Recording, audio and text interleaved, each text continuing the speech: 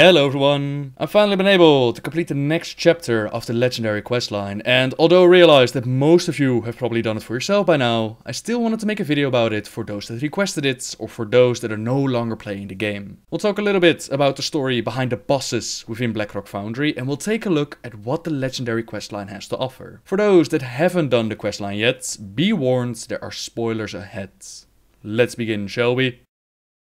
The Archmage Khadgar, despite Jaina and the Kirin Tor disagreeing with his choices, he has recruited heroes of both the Alliance and the Horde to help him with preventing Gul'dan's plans and taking this evil warlock out. We've taken on the Iron Horde, we assaulted Heimal itself, we've delivered Khadgar the power he needed to track down Gul'dan, and he has rewarded us with a ring. He has been unable to stop Gul'dan as of yet. He nearly lost his life to Gul'dan's assassin Garona, but thankfully we were able to save his life and capture Garona in the process. Garona could be a powerful weapon against Gul'dan, but for now his hold on her mind is still too strong. For those that don't know, Garona, she also exists in our reality, and in our reality she was created in order of Gul'dan by forcing an orc and a Draenei to mate. He then magically aged her, he trained her in the ways of the assassin, he placed magical spells on her mind to make sure that she remained obedient. Khadgar has met our Garona, he even became friends with her, and it seems like this version has the same backstory. It's not surprising that Khadgar desperately wants us to free Garona's mind, but as always, he will need more power and more knowledge. We're sent into the Blackrock Foundry, which is the ancestral home of the Blackrock Orcs. Here they forge the weapons used by the Iron Horde, they forge the designs brought by Garrosh from the future, and disabling this foundry will be a great step towards completely dismantling the Iron Hordes. Now for the legendary questline, we're initially sent in to collect 3 items: the Heart of Fury, a Drenic Thaumaturgical Orb, and a Flamebender's Tome. These items, this knowledge, will give Khadgar what he needs to hopefully break Gul'dan's control over Garona, but while there we encounter several different bosses, and a few have asked me if I could tell the story behind these bosses, if I could tell more about them. First up we have Gruul, and Gruul is the great father of the Grunn, and Garrosh knew that by subjugating their father, they would be able to control the other Grunn. In our reality, Gruul earned himself the Dragon Killer title by taking on the Black Dragon aspect Deathwing himself. We later took care of him in a raid during the Burning Crusade, but such glory was not meant for him in this reality. To make it even worse, they took off one of his hands, they replaced it with a hook to make it more easy to haul pellets of fuel to the furnace. Orgorger is just a massive Goron that made his way into the storehouse of the Blackrock Foundry, and he's eating their ore, he's causing some trouble for the orcs, and some of you pointed out that we should just have let him do his thing since he was causing trouble for the Iron Horde. Although I agree with the idea, you could say that once he had his fill in the Foundry, once he became even bigger than he already was, then he'd probably break out and become a problem for all of Draenor. Taking the opportunity to take him out as we're in the Foundry might be the best plan for the future, but otherwise you could also say that they wanted to make a gigantic Goron as a boss, and that's why he's there. The Blast Furnace is the area where the Blackrock clan, they melt their black ore with the use of a primal force as old as Draenor itself. They kept this primal fire a secret to the rest of the world, they kept it a secret as to how they forced the ore to bend, but we came in, we liberated the fire and we took it out. The Heart of Fury is taken back to Khadgar, so he can use it to cast his powerful spell. Then there are Hansgar and Franzok, twin brothers that were exiled from their clans because they refused to kill each other in the Rite of Mak'gora. They survived as outcasts in the savage wilds of Draenor until the rise of the Iron Horde. Now they found a home within the Foundry, working in the Slag Mill Press. Kromak, a massive Magneron, accidentally unearthed as the orcs were working on expanding the Foundry. The orcs, they were horrified at first to find this Magneron, but to their surprise, Kromak, he actually started to help them with their endeavors. He's now used to hammer out gigantic plates needed for the Iron Horde's dreadnoughts, their siege machinery, so unlike all the other Grunn and the Magneron that were forced to work with the Iron Horde, this one started to help them without being forced. Flamebender Khadgar, a member of the Burning Blade clan, she's been recruited by Black Hand to imbue the Blackrock Fort armaments with the essence of flame. She holds the Flamebender's Tome, which contained knowledge to not just bend steel, but to bend elemental power itself to our will. Khadgar requires this tome for his spell work, so we make sure to pick it up and we bring it back to the Archmage. Which brings us to the final wing, before the emboss before the Warlord Blackhand himself, starting with Beastlord Darmok, and Darmok is an orc that reminded me a lot of Rexxar. As a young orc, Darmok quickly rose through the ranks of the Thunderlord clan as a gifted trainer of beasts. When the Iron Horde came and demanded his service, he saw no greater honor into serving them while training the most savage beast Draenor had to offer. Operated Togar, no more for his cruelty and cleverness than for his brute strength. He oversees the operations of the Grim Rail, and interestingly enough, Blizzard, they actually plan to have a massive train track run through all of Gorgrond. This idea was later changed because I believe they had to change the Foundry location, so the tram,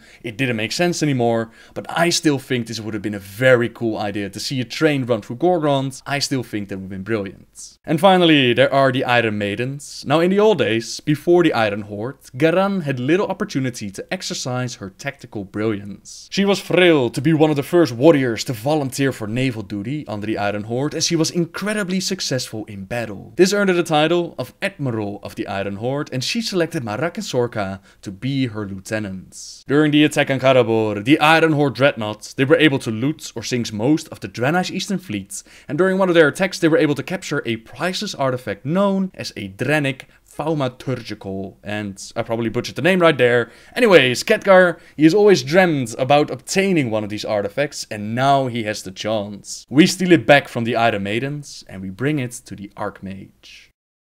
That's about all the backstory I can give you for the bosses within the Foundry. Now, with the items collected, Khadgar has a lot to think about, and with the Flamebender's Tome he finds information about a sacrifice made by the chieftain. He believes that Blackhand has made some sort of sacrifice, so we're sent in to take out the warlords, and we're asked to bring back his arm. Upon returning it, Khadgar realizes that the legends are actually true, and that Blackhand sacrificed his own arm to the elements. That's about all the details we get in-game, and a lot of you were wondering, like, what exactly were these secrets, what exactly happened here. That storyline you can find online in a free comic released by Blizzard, and in that comic we find out that Orgrim Doomhammer, Blackhand's second in command, he has lost his family weapon called the Doomhammer. The prophecy behind the Doomhammer states that the last of the Doomhammer line, he will use it to first bring salvation and then doom to the orc people. Then it will pass into the hands of one who is not of the Blackrock clan, all will change again, and it will once again be used in the cause of justice. Now in our reality, as far as I'm aware, the prophecy is fulfilled. Orgrim, he first brought salvation to his people by taking out Blackhand and assuming control of the Horde to prevent it from further being corrupted by Gul'dan. Doom then struck his people when Orgrim made the choice to send some of his forces after Gul'dan. This caused him the War of Azeroth and displaced the orcs within internment camps. Orgrim, he was not killed, he was imprisoned by the Alliance of Lordaeron, he managed to escape,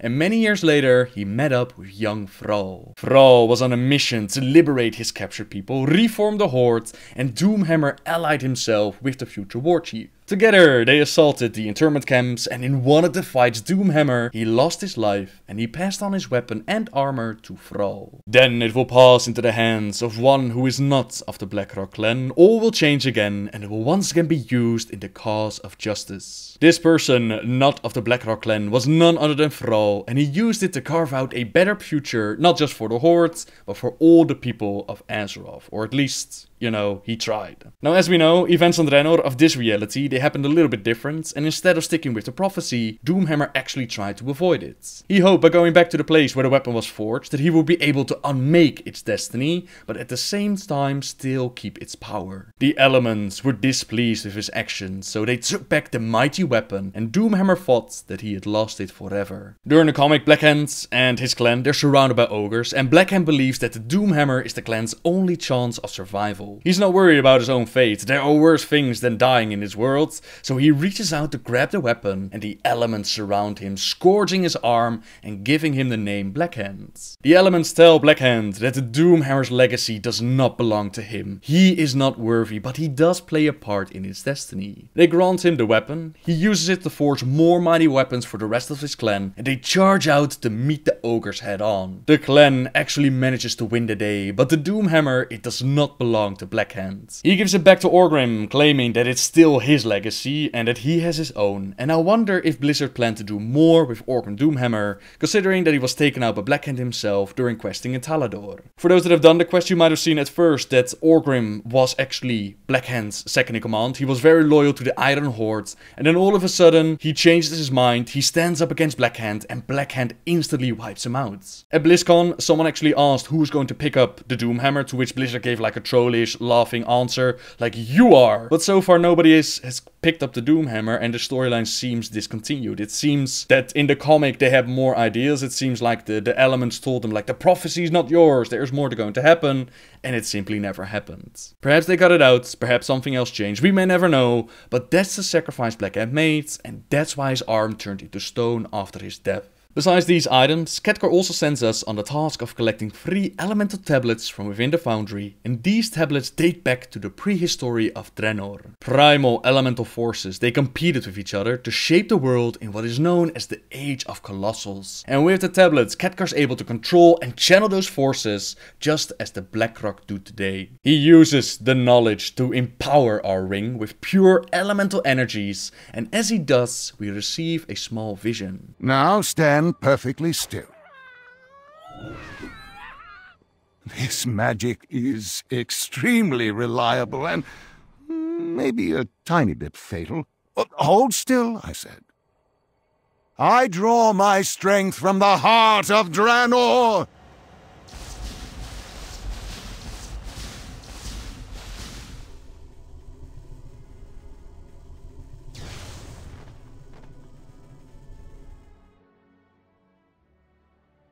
Come, Gromash, drink. I told you, get out. They assault your foundry. They murder your allies. Mine is the only way. Go! It worked.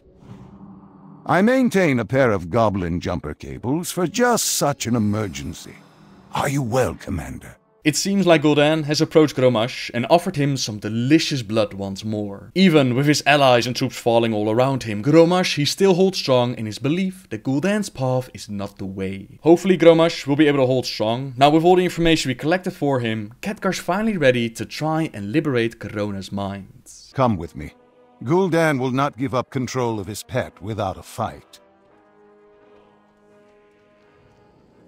Just kill me and be done with it, Archmage. I am not here to kill you, assassin. Where is your master? Tell me. Burn in 1,000 hells! You first. Where is Gul'dan? He will undo you! Where is he hiding? Archmage? Tell me! Khadgar, stop! What's the difference between this and torture? But she knows! I don't even know what you're fighting for anymore. You're right. Gul'dan has butchered her mind already. I am sorry, Garona. We will find another way.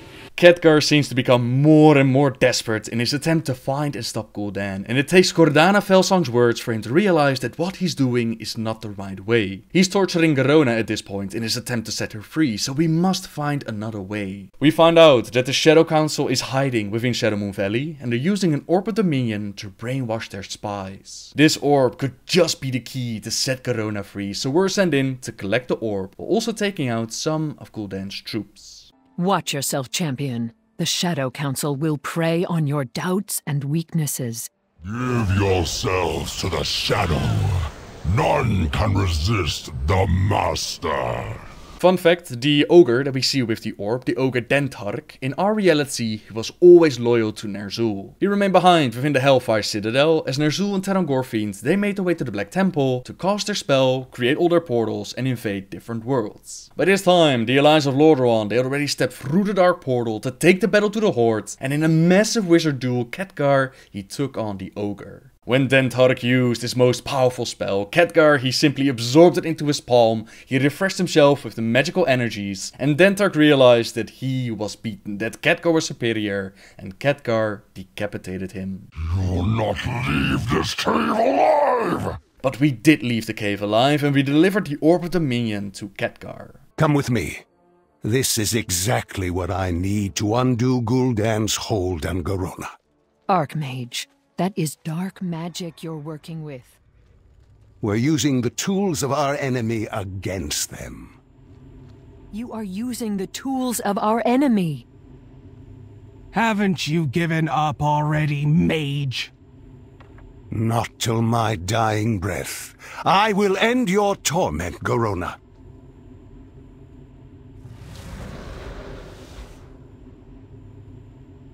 Om Nakal Om. Fel Naum. I do not like this.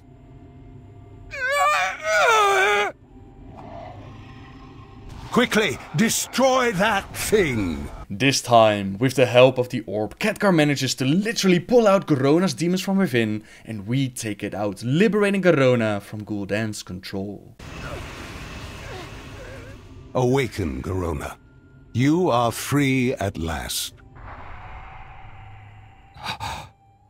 Gul'dan, he's not in my head anymore. Give me that orb, Khadgar. I will destroy that hideous thing. Come with me, Garona. Together we will plan for Gul'dan's downfall. I owe everything to you.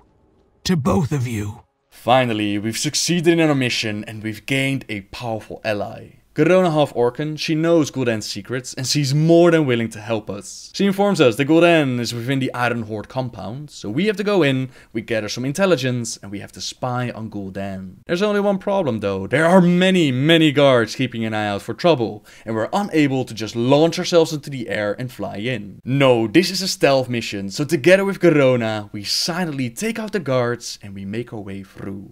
Jackpot. Iron Horde plans and papers.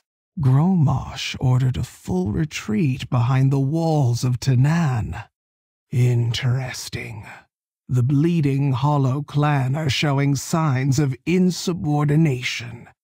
Perhaps the Iron Horde is falling apart. It seems like our efforts have a serious effect upon the Iron Horde. Gromosh has lost several clans already, and now even the Bleeding Hollow clan is rising up against him. And to make matters worse, Gul'dan is in the camp and he's trying to take advantage of the situation.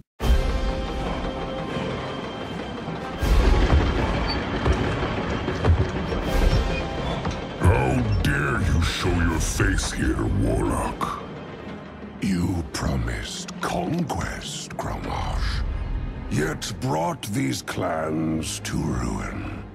Your men have died for nothing. My soldiers died with honor. Did they? And what about your son? Garrosh, my son.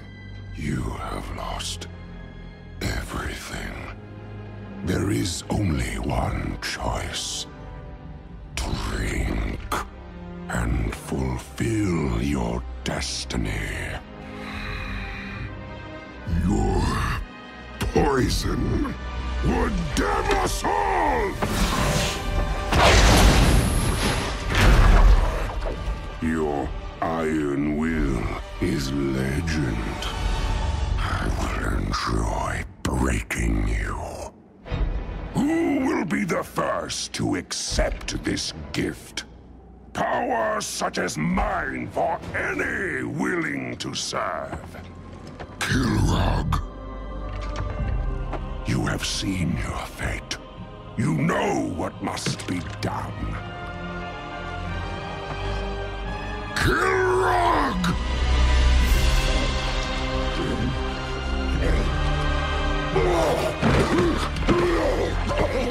Yes. I will build a new horde.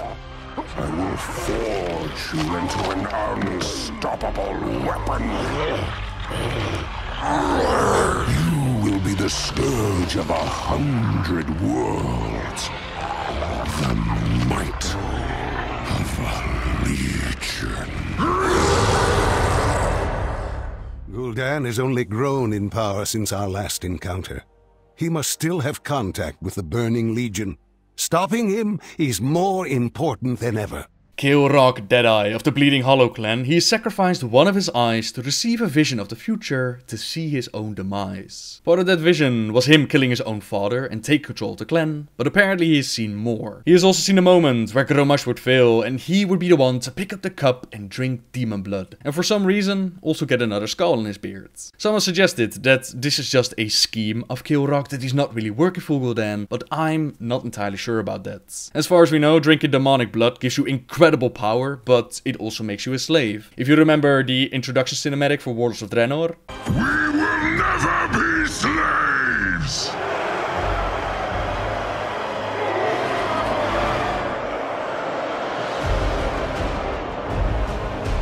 But we will be conquerors. so yeah, I'm not sure what's going to happen with Kilrog. I wonder if Gul'dan is going to break Gromash, his legendary iron will, and considering that Gul'dan is still in contact with the Legion, I suspect that sooner or later we'll see more demonic influences. A lot of you have asked me how I see all of this ending, and my hope is that we'll get a similar thing as what they did during the Burning Crusade. Back then, Illidan, he was placed in the cinematic and he was presumed to be the end boss, but instead we got the Sunwell raid with Kil'jaeden as an end boss. I hope that they'll do the same here. First there was Gromash in the cinematic, presumed to be Gromash to be the end boss, but now perhaps we'll get Archmage of this reality, perhaps we'll get some different demons to fight. I think that would be really cool. You've also asked me what I suspect will happen to Gromash, and if I had to make a prediction, I think history is going to repeat itself. If I see anything happening, it would be Gromash sacrificing himself for the greater good to stop some great evil and give us the opportunity to take out the Legion and save the rest of his people. This is just my speculation though, it's always just a guess, and it's up to Blizzard what they will or will not do. I do have to admit though, that throughout the questline, Khadgar, he seems to become more and more obsessed with all this power and using the tools of the enemy. I wonder how long it's going to take until he caves in, until he turns to the dark side, becomes dead what he's trying to fight. Perhaps he's going to take out Gul'dan at the same time. Exciting stuff still waiting in the future, but for now, chapter 3 of the legendary questline is finished. Garona decides to become our follower for the garrison, and Khadgar tells us to get ready for the final assault coming in patch 6.2. I will do whatever it takes to stop Gul'dan. Wherever you lead, I will follow, Commander. I can't wait to see how the story is going to unfold, but for now, I think I've been talking for long enough. Thank you very much for watching everyone, have a great week, subscribe if you like my videos, and until next time guys, see ya! Our bond is iron. Our will unbreakable. Who will stand against us?